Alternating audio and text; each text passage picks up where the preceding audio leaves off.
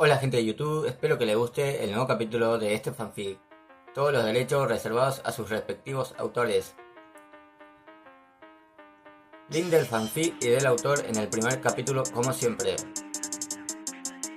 Suscríbete y comenta si quieres más fanfics como este. 痛みを知らぬ者に本当の平和は分からん。神羅天聖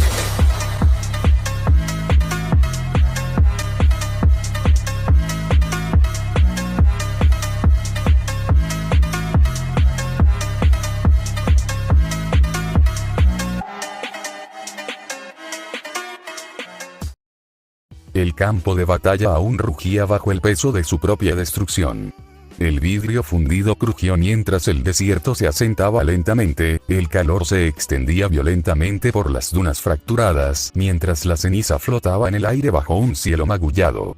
Los ecos del cataclismo de Naruto aún no habían terminado cuando Musasabi observaba, de pie, más allá de la vista y los sentidos, en equilibrio dentro de la delgada grieta donde el espacio se plegaba hacia adentro y el tiempo vacilaba.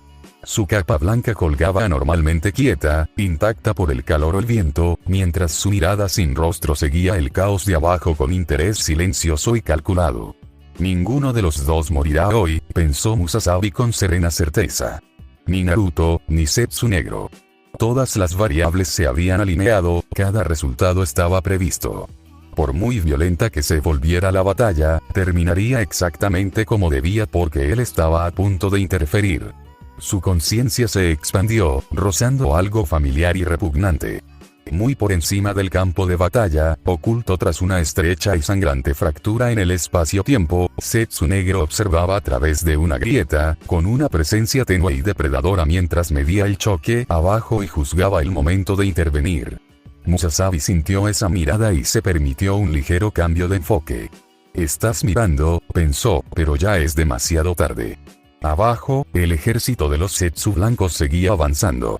Decenas de miles aún se arrastraban desde el suelo destrozado al separarse de sus dormitorios, sus pálidos cuerpos se entrelazaban al adaptarse, multiplicarse y reformarse. Avanzaban como una marea viviente por el desierto, implacables y obscenos, su enorme número amenazaba con ahogar todo lo que quedara en pie. Si se les dejaba solos, sobrevivirían. Musasabi no lo permitiría. Dio un paso adelante y la realidad le respondió con más fuerza. El espacio se comprimió mientras sus manos se movían con fluida precisión, formando sellos y chakra surgió hacia afuera en una vasta y controlada ola, doblando el aire y deformando el campo de batalla mientras los contratos de invocación se agitaban en respuesta a su llamado mientras golpeaba su palma en el aire vacío. Jutsu de invocación. El desierto se quebró violentamente cuando presencias colosales se abrieron paso. Detonaciones atronadoras recorrieron el campo de batalla mientras el suelo se abría, lanzando arena y vidrio hacia el cielo mientras sapos gigantescos emergían en cantidades abrumadoras. Sus cuerpos eran increíblemente vastos, sus sombras engullían secciones enteras del páramo mientras sus fauces se abrían mucho más de lo que la naturaleza debería haber permitido. Miles de Zetsu blancos desaparecieron. Cuerpos aullando fueron arrastrados a fauces cavernosas y tragados enteros mientras escrituras de sellado brillaban en lenguas enormes. 40.000 de ellos fueron consumidos en instantes, borrados del campo de batalla. El mundo se congeló como consecuencia del suceso. Naruto lo sintió al instante.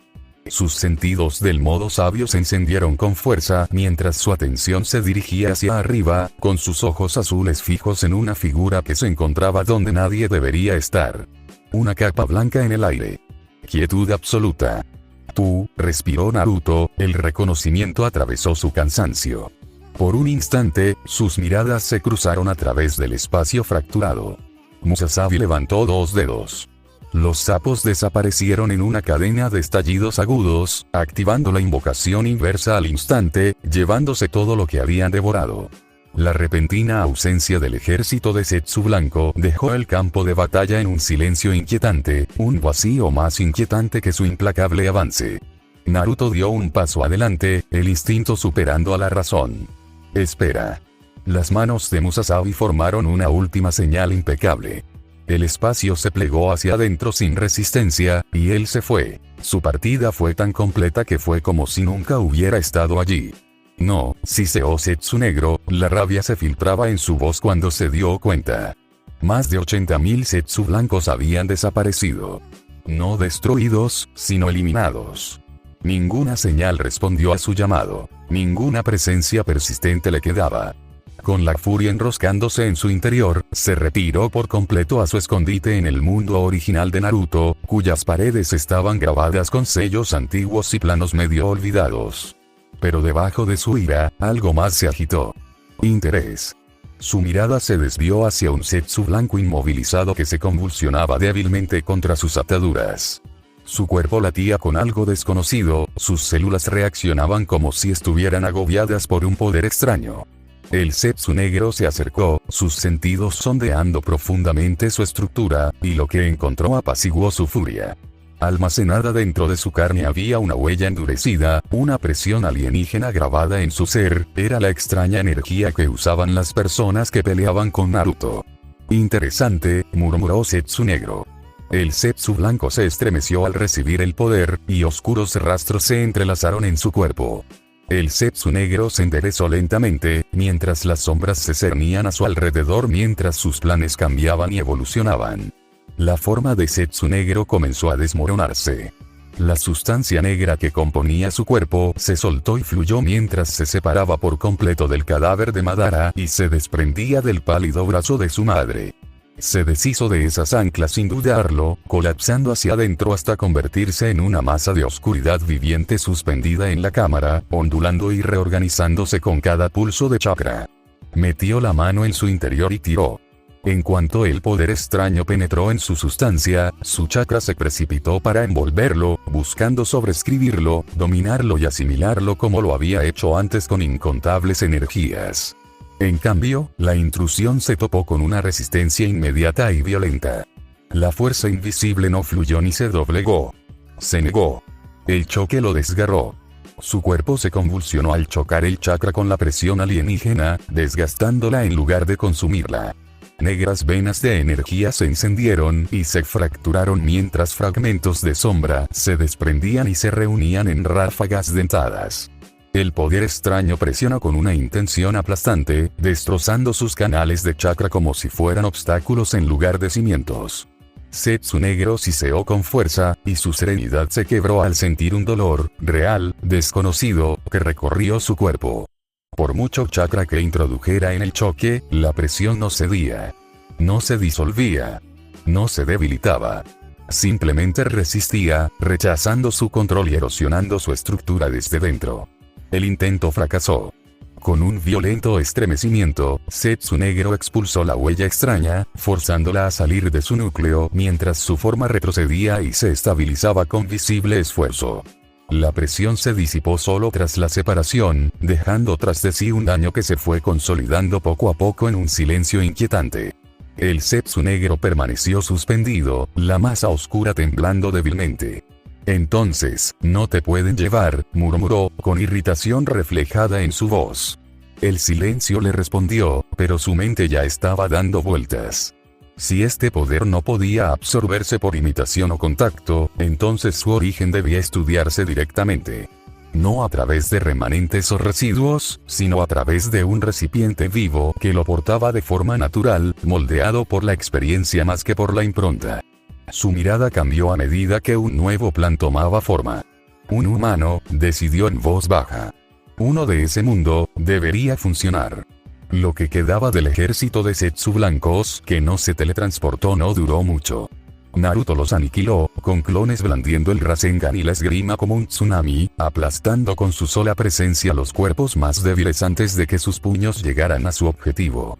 Cada golpe destrozaba la carne pálida, anulaba la regeneración y esparcía los restos por el desierto.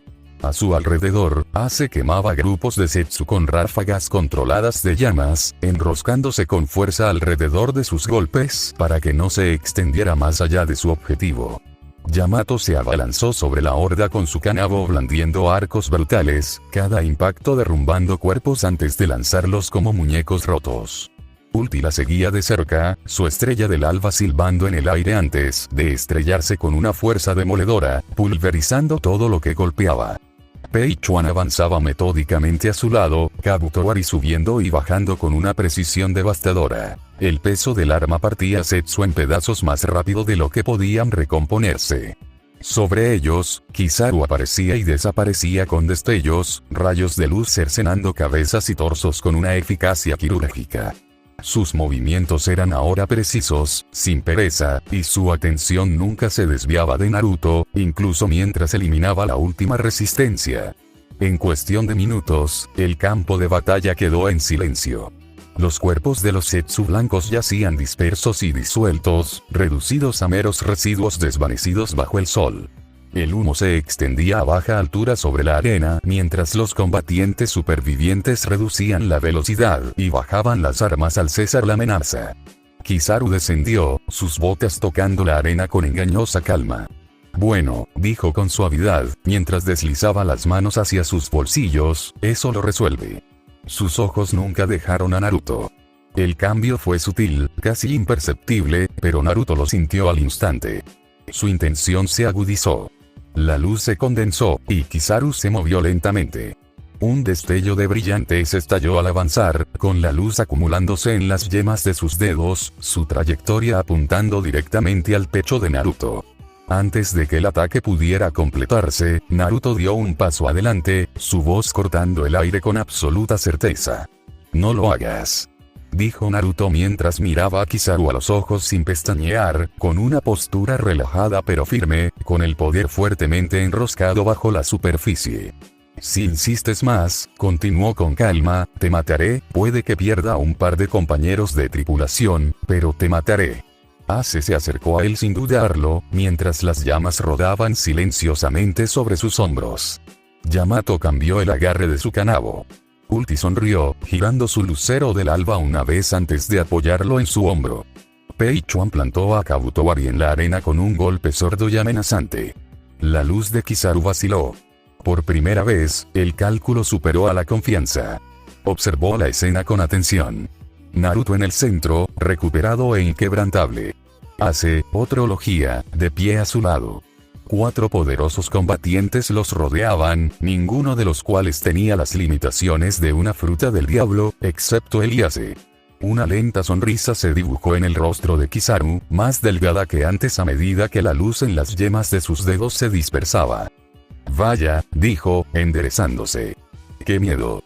Ninguno de los dos está al 100%, este viejo sabe cuándo parar, y sé que te recuperarás más rápido que yo. Seguiremos con esto otro día». Naruto no se relajó hasta que Kizaru retrocedió y se convirtió en un rayo de luz. La luz dorada del almirante se desvaneció en el horizonte, dejando solo la neblina de calor y el olor a ozono y vidrio carbonizado. Naruto permaneció de pie en medio del cráter ennegrecido, con el pecho agitado mientras las marcas del sabio alrededor de sus ojos latían y luego se desvanecían. La adrenalina del enfrentamiento comenzaba a disminuir, reemplazada por una irritación fría y persistente. Miró los granos fusionados bajo sus pies, arena convertida en vidrio, luego aplastada de nuevo en arena por la fuerza de la batalla. Naruto pateó la arena con frustración, enviando un chorro de arena negra y fragmentos de vidrio que se deslizaron por el suelo del cráter. «Por mucho que me alegro de que ese tipo se llevara al ejército de Zetsu blanco de aquí», murmuró Naruto, con la voz áspera, rasgando el silencio del desierto. Entrecerró sus ojos azules al cielo vacío donde la luz se había desvanecido. «No sé cuál es su plan, pero sé que Zetsu negro tiene mucho más que eso. Ya había visto las cifras antes. Tiene millones, está tramando algo», pensó Naruto, apretando la mandíbula. Ese slime negro nunca actúa sin una contingencia. Se ocultó durante siglos, manipulando la historia desde las sombras. No enviaría una oleada de soldados incompletos a morir a menos que fuera una distracción, o una prueba. Desierto al sur de Alubarna, el viento del desierto atravesaba la columna rebelde como un cuchillo arrastrado sobre la piel desnuda, caliente e implacable, llevando consigo el sabor de la arena y el acero y algo que parecía inevitable. Caballos y camellos rugían sobre las dunas en una larga y serpenteante hilera, con estandartes ondeando, espadas tintineando, hombres gritándose entre sí por encima del retumbar de cascos y el rugido de la sangre en sus oídos. El calor se reflejaba en la arena en cortinas ondulantes, haciendo bailar el horizonte. A través de la neblina ondulante, la silueta irregular de Aluvarna se alzaba lentamente ante sus ojos. Al principio, parecía un espejismo, otro truco del desierto que se desvanecería si parpadeaban demasiado. Pero cuanto más se acercaban, más nítida se volvía. Muros de piedra, torres, el contorno de la ciudad que una vez había sido su hogar y ahora su objetivo. Allí, gritó uno de los jinetes de adelante, con la voz entrecortada por la emoción, mientras se levantaba a medias de la silla para señalar. ¿Lo ves? Es Aluvarna. A su alrededor, las cabezas se alzaron. Las espaldas se enderezaron. Por un breve instante, el cansancio y la duda se disiparon bajo una oleada de anticipación cruda y ávida. A este paso llegaremos en menos de media hora. Gritó otro hombre, y las palabras fueron recogidas y lanzadas de nuevo a lo largo de la línea. Cosa cabalgaba al frente, con la bufanda ondeando al viento y los ojos entrecerrados por el resplandor, mientras medía la distancia con la sencillez y la brutalidad de quien llevaba años caminando hacia este momento. Sus dedos se apretaron sobre las riendas. Solo un poco más, pensó, viendo cómo la ciudad crecía con cada paso.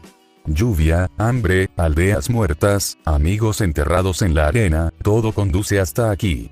Ya no pienso volver atrás. Tras él, el rugido del ejército rebelde crecía, un ser vivo hecho de voces y rabia. Los estandartes, que antes eran sábanas o retazos de tela, ahora ondeaban como auténticas banderas de guerra, con sus escudos improvisados visibles incluso a través del polvo. Aluvarna ya no era una palabra lejana transmitida por rumores. Estaba allí, sólida, al alcance de la mano, y saberlo encendió a todo el ejército. Aluvarna. Sede real, dentro de la ciudad, donde los muros de piedra amortiguaban el viento del desierto, el aire estaba cargado de algo completamente distinto. Un soldado irrumpió por las puertas de la cámara de mando, encorvado y jadeando, con arena pegada a las botas. Lord Chaka. Jadeó. El ejército rebelde ha sido avistado, a unos 15 kilómetros al sur. Los mapas crujieron. Los oficiales se pusieron de pie bruscamente. El silencioso murmullo en la sala se iluminó al ver a todos volverse hacia él. ¿Cuántos? Preguntó Chaka, con voz firme a pesar de que su mano se detuvo sobre el mapa. Al menos 2 millones, dijo el explorador. Avanzan directamente hacia la puerta sur. El número quedó flotando en el aire durante un instante antes de que la sala comenzara a moverse. Fortifiquen todas las puertas, ordenó Chaka, irguiéndose por completo. Este, oeste, sur, sureste, suroeste. Cada acceso.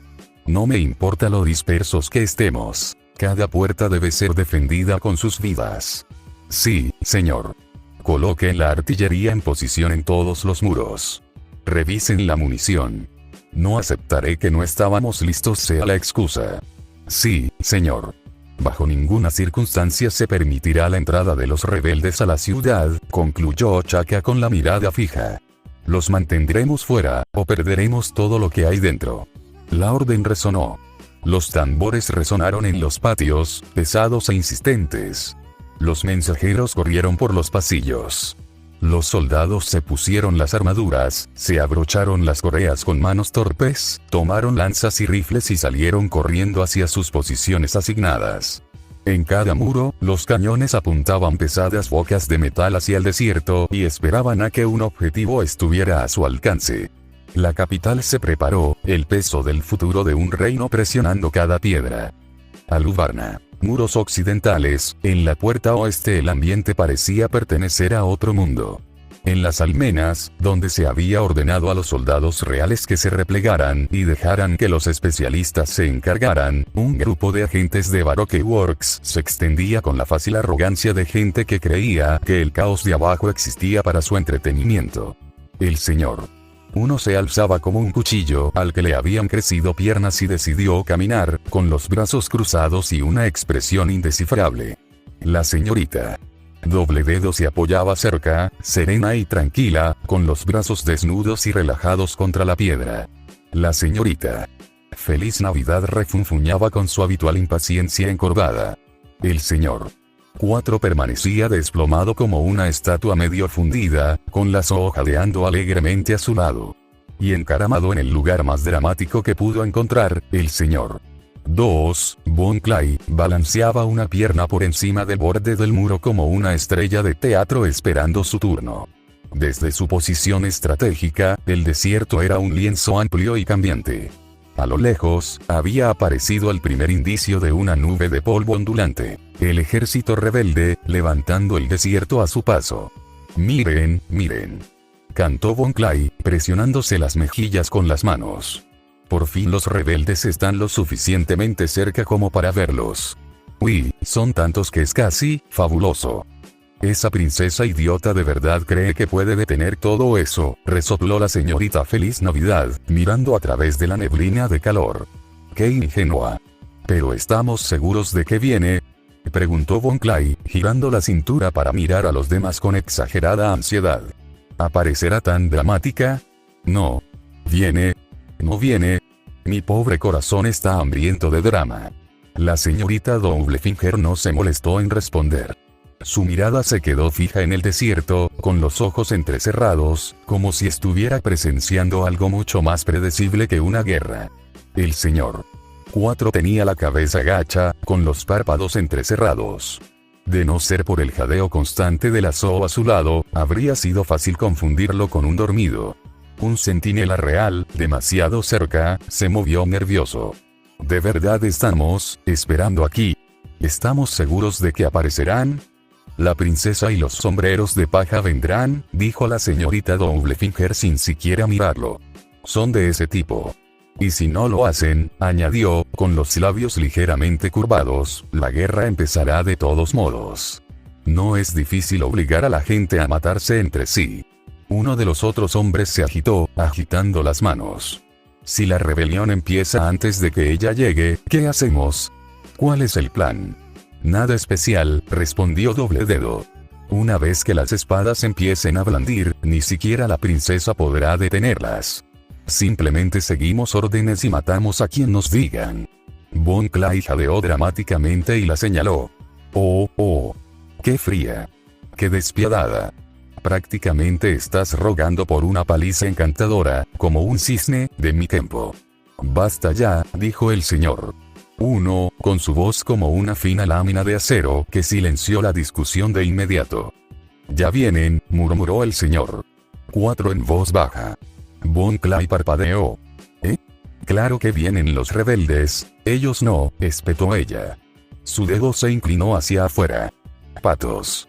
Patos», repitió Von Clay, desconcertado. Los demás siguieron su mano que señalaba.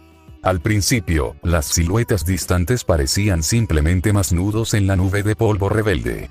Pero a medida que acortaban la distancia, se hicieron más nítidas. Una vanguardia de aves, patos gigantescos con patas como pistones, corriendo por la arena mucho más rápido de lo que los caballos tenían derecho a hacerlo. Cada pato llevaba un jinete encapuchado. «Patos», gritó Von Clay. «¿Por qué patos?» «Han aumentado», murmuró la señorita Feliz Navidad, ignorándolo. «Ya son 6». La señorita Doublefinger frunció levemente el ceño. El informe decía 4 patos, sin contar al sombrero de paja, claro. «¿Olvidaste lo que dijo el jefe?», espetó Miss Merry Christmas. «Estaba ese idiota del señor Prince. Decía que había más de uno. Añade un par de idiotas más y. «No importa», interrumpió el señor 1, entrecerrando los ojos mientras observaba la formación que se aproximaba. «Nuestro objetivo es la princesa». Feliz Navidad mostró los dientes con una sonrisa maliciosa. «Claro. Luego intenta averiguar quién es la princesa mientras todas llevan la misma capa». Los patos se acercaron, levantando sus propios abanicos de arena al correr.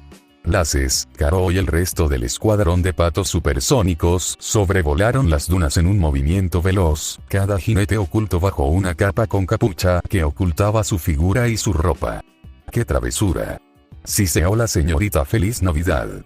«Esos pájaros son los más rápidos del reino. No son simples patos, son el escuadrón de patos supersónicos». El primer cañón rugió un instante después. Con o sin orden, el señor 4 se había posicionado con pereza. El extraño cuerpo de la Zoo se contorsionó mientras el híbrido perro bazooka expulsaba una pesada bala de hierro. Esta trazó un arco oscuro en el cielo brillante antes de estrellarse contra la arena, delante del escuadrón. La arena explotó. La explosión excavó un cráter en la duna y levantó un muro de gravilla y arena mientras los patos chillaban y se desviaban al unísono, reaccionando más rápido que cualquier línea de caballos. Los pies se desplazaban velozmente sobre el terreno inestable, los cuerpos se inclinaban, se dividían y se curvaban alrededor de la explosión, salpicando arena en columnas gemelas tras ellos. Lo esquivaron, murmuró uno de los soldados reales, entre horrorizado y impresionado. Esos pájaros están locos. De repente, 2 de los jinetes encapuchados se separaron del resto y se dirigieron hacia el sur, con la arena agitándose bajo sus monturas mientras se separaban de la línea principal. Se separaron. Gritó la señorita Feliz Navidad. Se dirigieron directo al camino de los rebeldes. En otras palabras, dijo la señorita Doublefinger, tan fría como siempre, hay una buena posibilidad de que una de ellas sea la princesa. Ella subió al borde de la almena y el viento le alborotó las puntas del pelo. Nos llevaremos a esos 2, declaró. Vamos, señor 4. Graznó la señorita Feliz Navidad, lanzándose desde la pared como un topo que se zambulle en tierra fresca. El señor 4 se puso de pie con la lentitud de quien se levanta de una siesta, y luego los siguió con su propio paso pesado. La Zoo ladró con entusiasmo y corrió tras ellos. Un Deux, Von Clay aplaudió con los ojos brillantes. Entonces iremos a la puerta suroeste. No podemos dejar que toda la diversión recaiga en un solo grupo, ¿verdad? Desde el oeste, con esa única aproximación, esos patos se habían posicionado para amenazar 3 puertas diferentes simplemente dividiendo sus posiciones. Baroque Works captó la intención al instante. Se van a dispersar, dijo la señorita Doublefinger mientras se perdía de vista. Se escabullen por todas partes. Entonces haremos lo mismo, respondió el señor 1, ya dándose la vuelta. Los aplastaremos dentro de la ciudad. Aluvarna. Puerta occidental, abajo, ya se levantaba polvo alrededor de la puerta occidental mientras los soldados se apresuraban a responder a los jinetes que llegaban. Alguien se acerca. Gritó un centinela, asomado al muro. Enemigos. No. Gritó otro guardia, señalando. Es el escuadrón pato supersónico. Abran paso. Déjenlos pasar.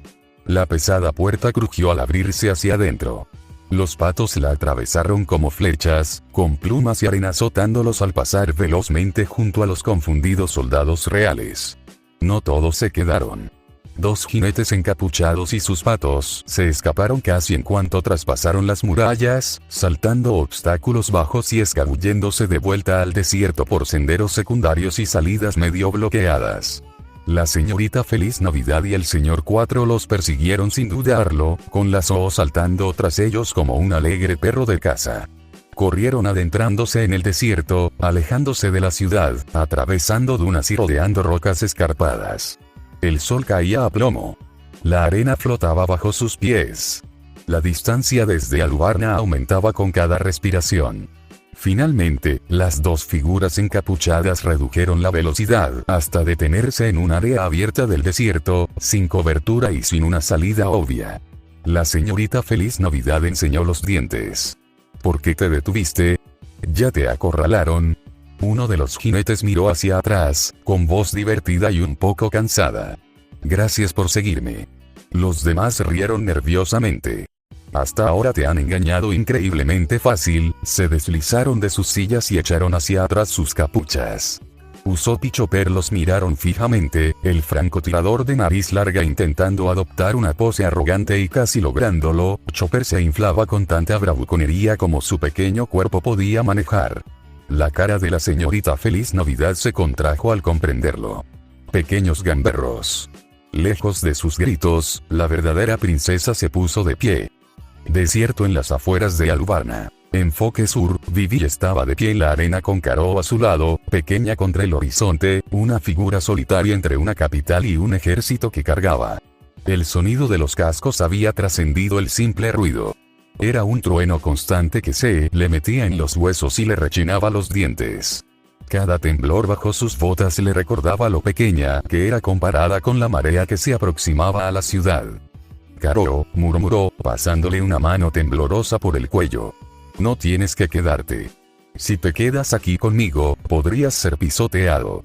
Karoo la miró con ojos redondos y testarudos, que brillaban de miedo y determinación, y clavó sus pies palmeados con más fuerza en la arena.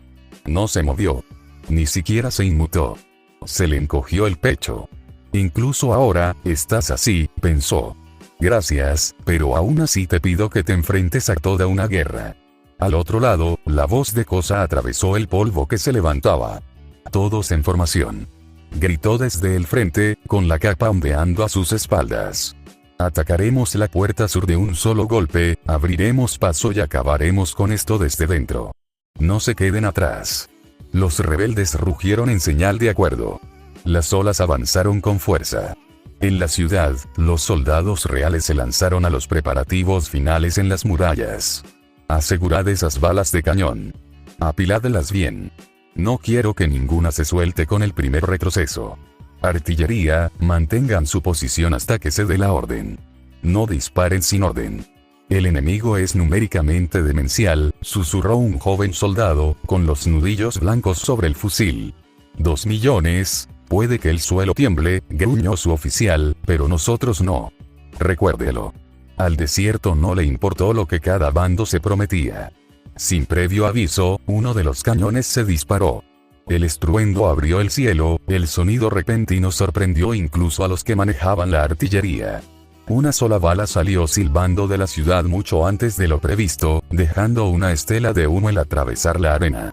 Se estrelló contra la duna entre las dos fuerzas, explotando en una ráfaga de calor que levantó una nube de polvo. ¿Qué hacen?, gritó un comandante real, volviéndose hacia la batería. Nunca di la orden de disparar. Perdón. Tartamudeó el artillero, pálido y con las manos temblorosas. Se me resbaló la mano. La nube se expandió, engullendo la brecha entre los ejércitos, ahogando la vista y el sonido por igual. Los rebeldes desaparecieron tras una cortina de arena. Los soldados reales en las murallas maldijeron al perderse de vista. ¿Qué clase de táctica suicida es esta?, gritó alguien de la vanguardia rebelde, tosiendo. No vemos nada. Estos no somos nosotros, gritó otro. Manténganse firmes, cuiden sus flancos. La mandíbula de Chaka se apretó mientras observaba cómo florecía la tormenta de arena, sabiendo instantáneamente que algo había salido mal y sin poder llegar al caos y arreglarlo. En medio de aquella tormenta artificial, la visibilidad se redujo a casi nada. El polvo se arremolinaba, escociendo los ojos y raspando la garganta. Vivi y Karoo estaban en el medio. Apenas podía ver sus propias manos frente a su cara. El mundo se había convertido en ruido y mugre, y la sensación de algo enorme que se cernía sobre ella desde todos los lados. Ella tomó una bocanada de aire que sabía a arena y gritó. «Para. Por favor, para». Su voz le desgarraba la garganta. «Esta lucha es una trampa. Te están utilizando. Si sigues adelante, Arabasta». Sus palabras se desvanecieron en la tormenta y el trueno de los cascos. «Por favor», suplicaba en silencio mientras gritaba, con los brazos en alto y las lágrimas mezclándose con el polvo de sus mejillas. «Mírame. Escúchame. Solo por esta vez, Kosa, mírame como solías hacerlo». Frente a los rebeldes, Kosa entrecerró los ojos ante la repentina pared marrón. Unas siluetas se retorcían en el polvo. Por un instante, creyó ver a alguien pequeño de pie delante, con los brazos extendidos y la boca en movimiento. Algo en su pecho se sacudió. «Líder. ¿Qué pasa?», gritó uno de sus hombres desde su izquierda, tosiendo mientras la arena le golpeaba la cara. «Nada», dijo Kosa después de un momento, apartando la mirada. «Una alucinación. Tiene que serlo». Apretó los dientes y miró hacia donde sabía que estaba la ciudad. «Sigue adelante». Los ejércitos chocaron con el peso de toda esa confusión y ira detrás de ellos.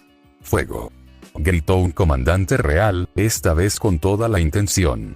Los cañones respondieron con una descarga a toda velocidad, una mortífera descarga de hierro atravesando el espacio, algunos destrozando las líneas del frente, otros levantando más arena en arcos salvajes.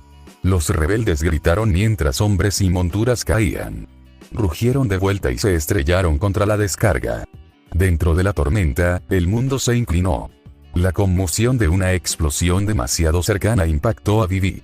La onda expansiva la levantó y la lanzó de lado. Ni siquiera vio el proyectil que se aproximaba, solo sintió la repentina y violenta sacudida del aire. El suelo se estrelló contra ella, dejándola sin aliento.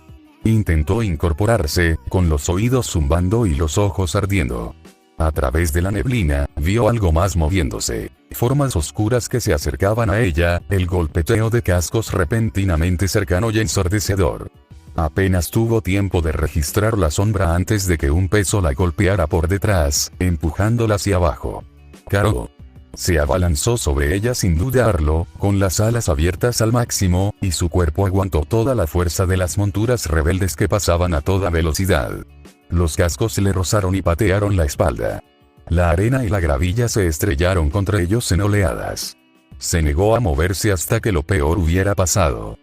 Caro, exclamó Vivi cuando el estruendo disminuyó lo suficiente como para oír su propia voz. Caro, tú, estaba temblando. Las plumas estaban dobladas y desgarradas. Su respiración era entrecortada y aguda. Pero seguía entre ella y la estampida, intentando protegerla con su cuerpo maltrecho. Sus ojos se nublaron. Idiota, pensó, apretándole el costado con una mano mientras sus hombros temblaban. Estúpido, valiente y maravilloso idiota, por un instante, el peso del fracaso amenazó con aplastarla más que cualquier casco o cañón. Habían cruzado el desierto. Habían perseguido la sombra de cocodrilo. Lo habían arriesgado todo para llegar a este momento, y la guerra aún había comenzado. Hombres de ambos bandos se mataban mientras ella yacía semienterrada en la arena. Hicimos todo eso y aún así no fue suficiente, fui simplemente demasiado débil. Le dolía el pecho. La culpa, el dolor, la impotencia, todo le arañaba las costillas. Y luego, mezclado con la culpa, esa pequeña y obstinada chispa que los sombreros de paja habían alimentado una y otra vez se negaban a morir. ¿Qué diría Luffy si ella se quedara allí llorando mientras su gente se destroza entre sí? Él no diría nada. Él simplemente seguiría adelante hasta que el mundo se doblara o se rompiera, porque la idea de demasiado tarde nunca cabía en su cabeza. Aunque me derriben 100 veces, pensó Vivi, con los dedos clavados en la arena. Si me quedo abajo, ahí es cuando todo termina. Eso es lo que aprendí en ese barco. De ese idiota del sombrero de paja y de todos los que lo siguieron. No saber cuándo parar. Se frotó los ojos con el dorso de la muñeca, secándose el polvo y las lágrimas.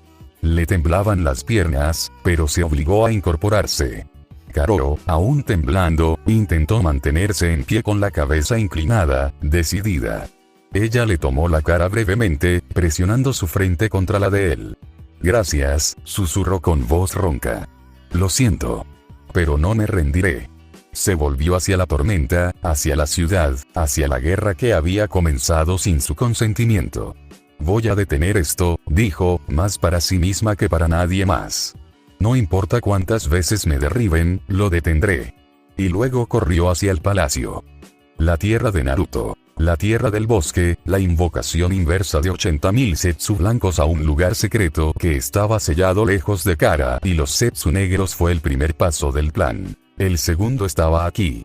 Musasabi regresó a su antiguo mundo que tanto significaba para él, ignorando las raíces del árbol divino que marcaban el horizonte y la tierra desolada mientras entraba en la tierra de los bosques sosteniendo un mapa. De repente, su percepción cambió lentamente.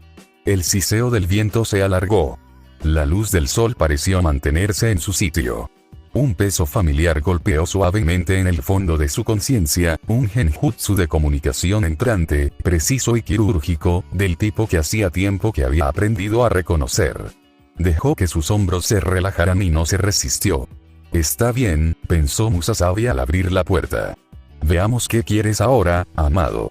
El bosque se desvaneció como humo, reemplazado por las líneas limpias y definidas de un laboratorio que en realidad no existía. La ilusión se dibujó en torno a su conciencia. Mesas, máquinas, el tenue olor a aire sintético. Nada de ello con todo detalle, solo lo suficiente para anclar la mente. Amado ya estaba allí. La silueta del científico se fue afinando gradualmente. Encorvado, gafas redondas, un cigarrillo ardiendo entre dos dedos. Su rostro se enfocó al final, con esa familiar mezcla de agotamiento y frío cálculo, cómodamente sentado tras las lentes. Musasabi, dijo Amado con voz suave y cansada antes de que sus ojos se agudizaran, estoy preguntando por la embarcación. Ya había visto esa nave antes, dijo Musasabi en voz baja. Allá en el Valle de Dios, cuando los piratas de Roger y los piratas de la Roca se enfrentaron a ellos. El genjutsu que los rodeaba no se movió, pero los recuerdos se colaron en los bordes de su visión. Otro cielo, otros monstruos. Es el único que he visto cuyo cuerpo podría soportar todo el poder de Isiki, terminó.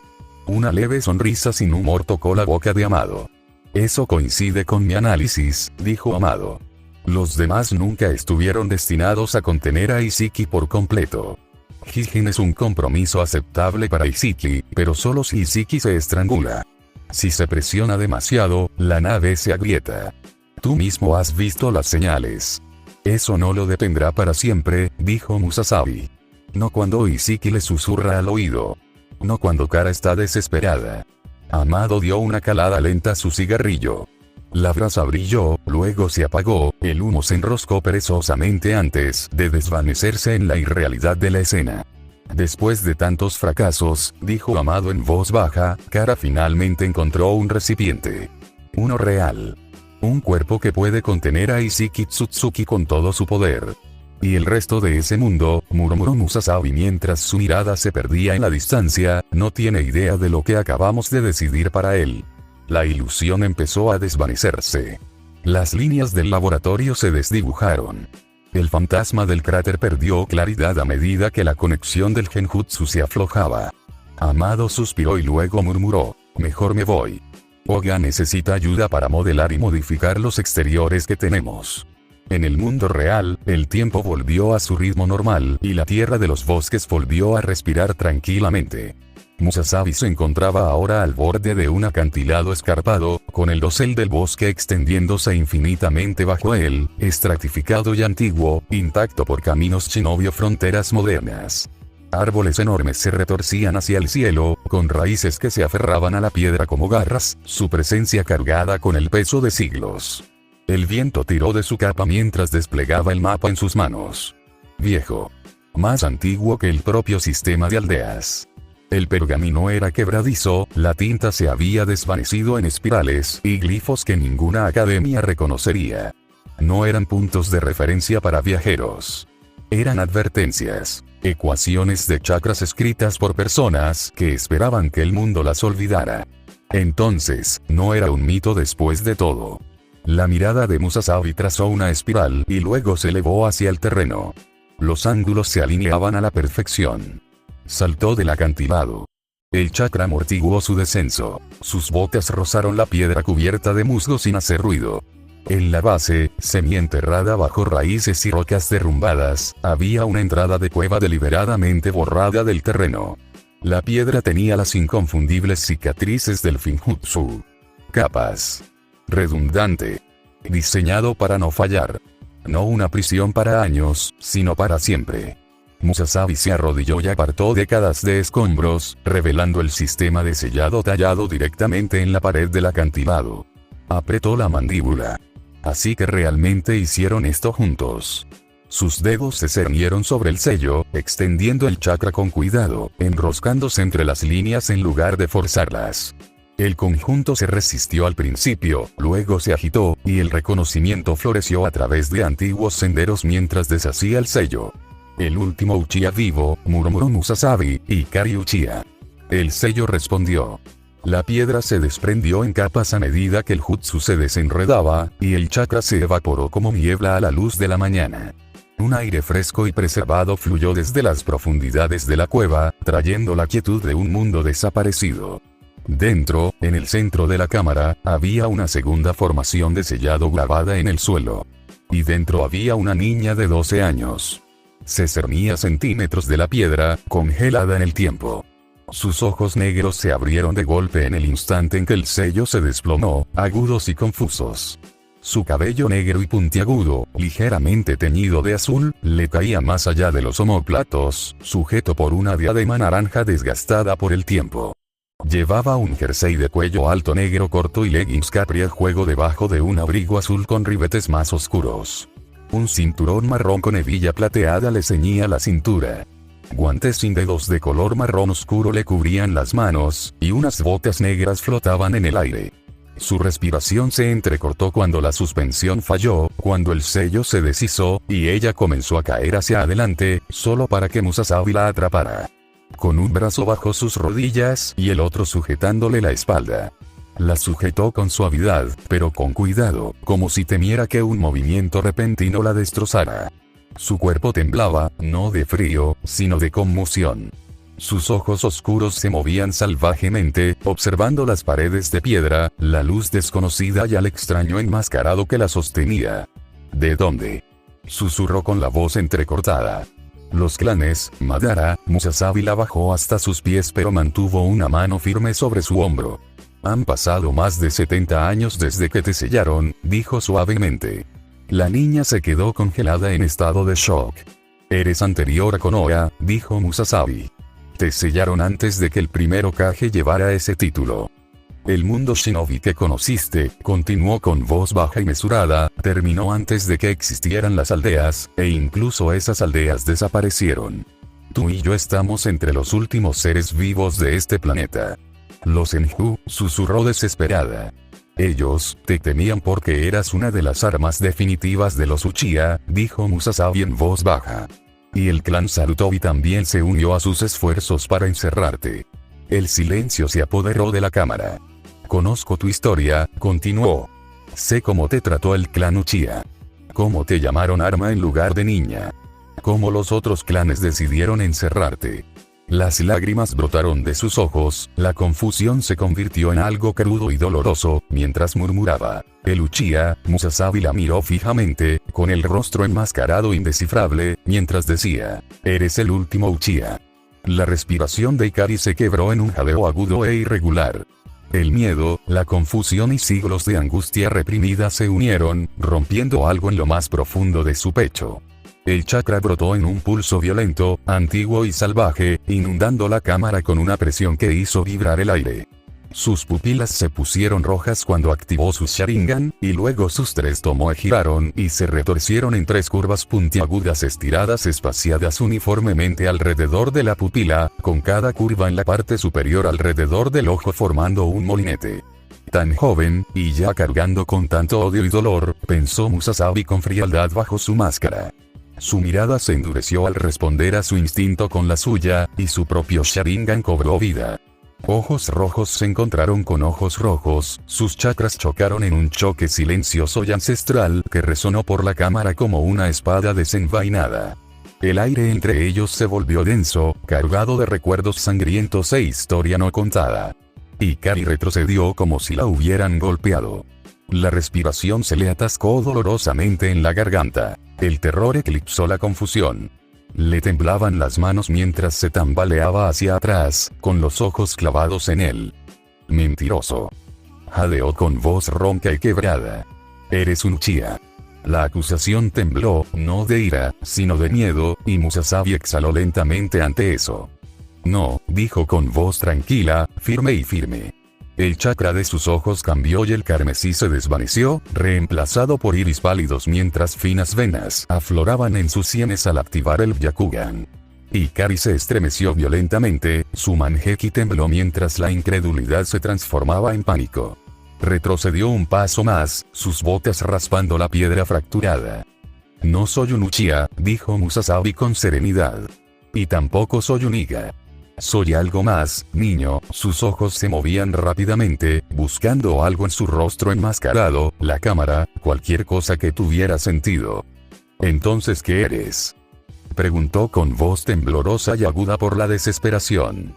Musasabi se arrodilló, reduciendo deliberadamente la distancia entre ellos, no como una amenaza, sino como un gesto de confianza.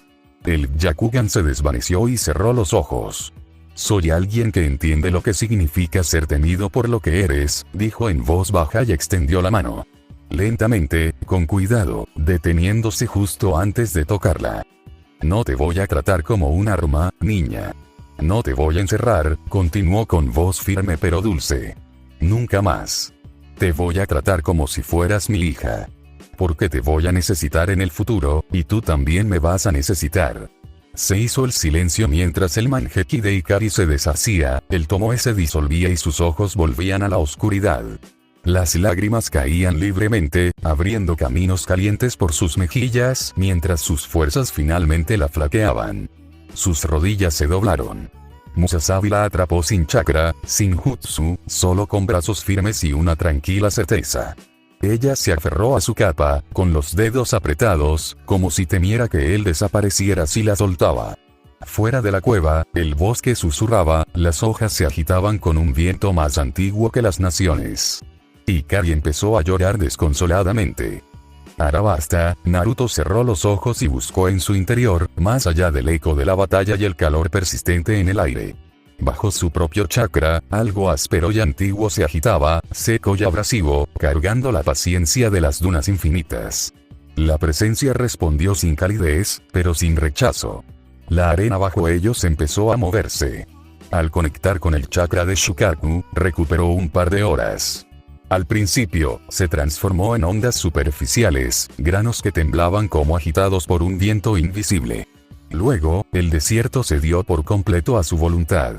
Vastos arroyos de arena se elevaban suavemente del suelo, fluyendo juntos en corrientes anchas y estables que se curvaban hacia arriba sin colapsar. El campo de batalla se desvaneció tras ellos mientras el desierto mismo se transformaba para servirle. Todos, dijo Naruto con voz tranquila. Por aquí. La arena levantó a Ase, Yamato, Ulti y Peichuan, cargando con su peso como si nada. Las corrientes se movían rápidas pero constantes, abriendo un camino limpio a través de las dunas, mientras el viento se abría paso a su alrededor. Ase miró la arena que fluía bajo sus botas y luego volvió a mirar a Naruto. Me sorprende, creía que solo Cocodrilo podía controlar la arena. Naruto no respondió. Sus ojos ya estaban fijos en el horizonte.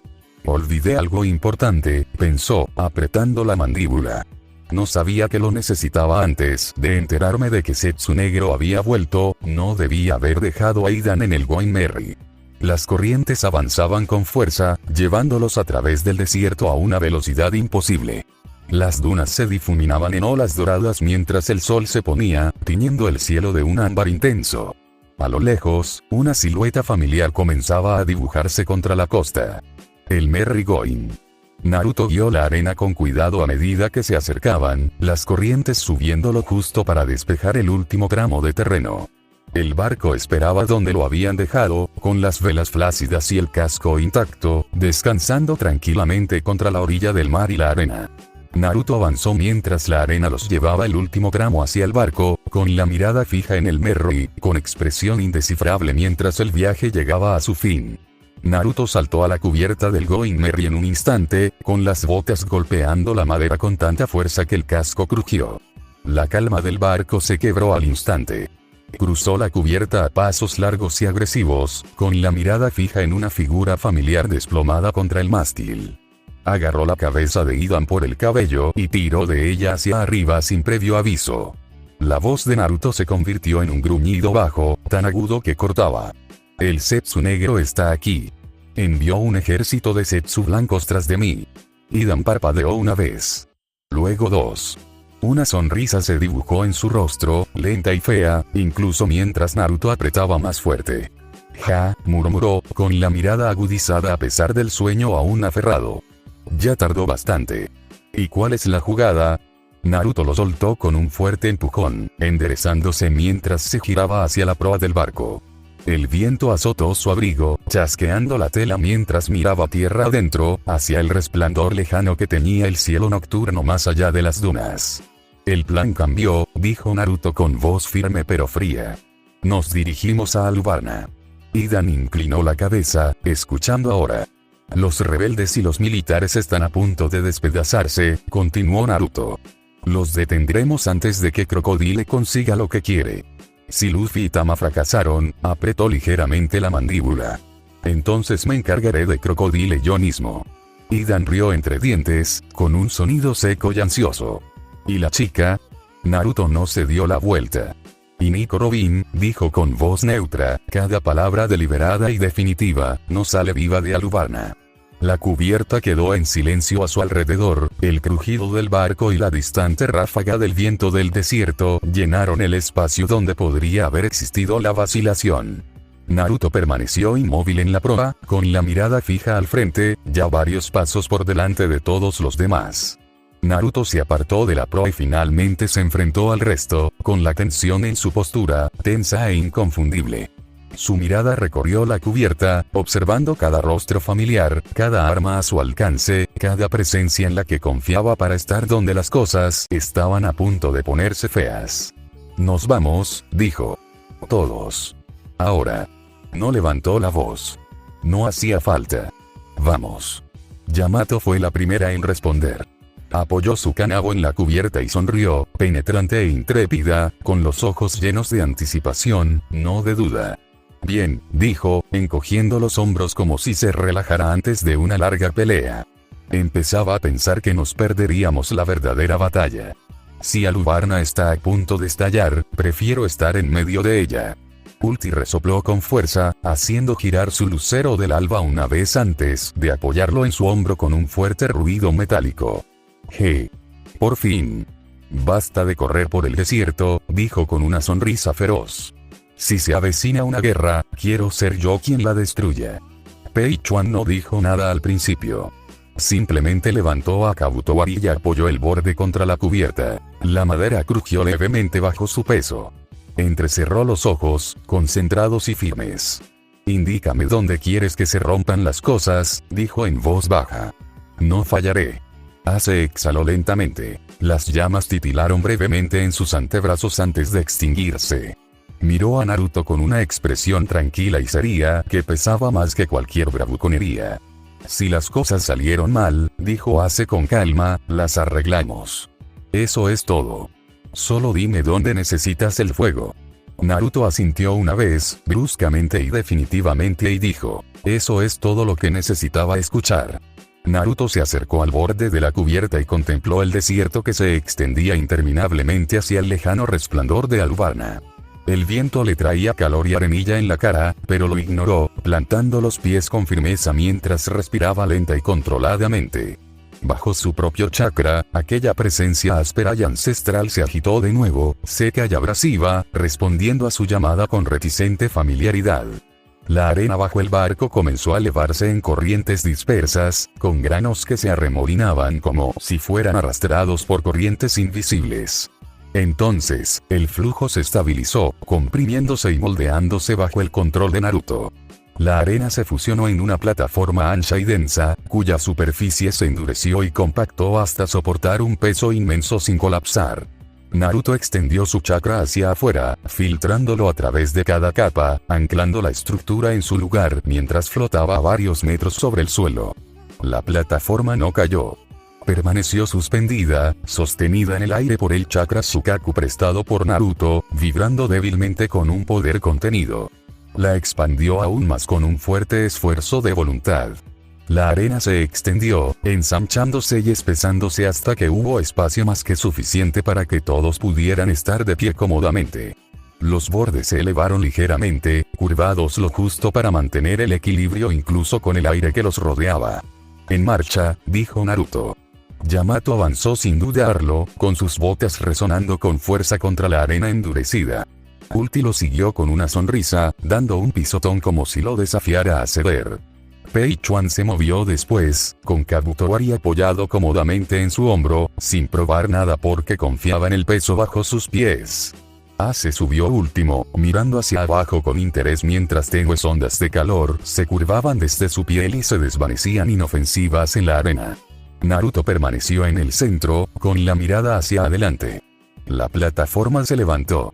Se elevó suave y silenciosamente, dejando atrás la nave mientras Naruto reforzaba su control de chakra.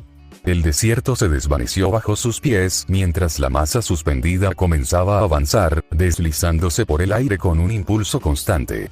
El viento soplaba con fuerza, pero la plataforma permaneció perfectamente estable, su superficie inmóvil mientras dunas y ruinas se deslizaban a lo lejos, mientras se dirigían a Alubarna a una velocidad superior a la que todos podían correr. Fin capítulo, pero la plataforma permaneció perfectamente estable, su superficie inmóvil mientras dunas y ruinas se deslizaban a lo lejos. ¿Y ya? ¿Qué quieres decir? ¡Gracias! Son los del aseo. Aún así son del público. ¡Gracias por su apoyo! ¡Es mucho escándalo!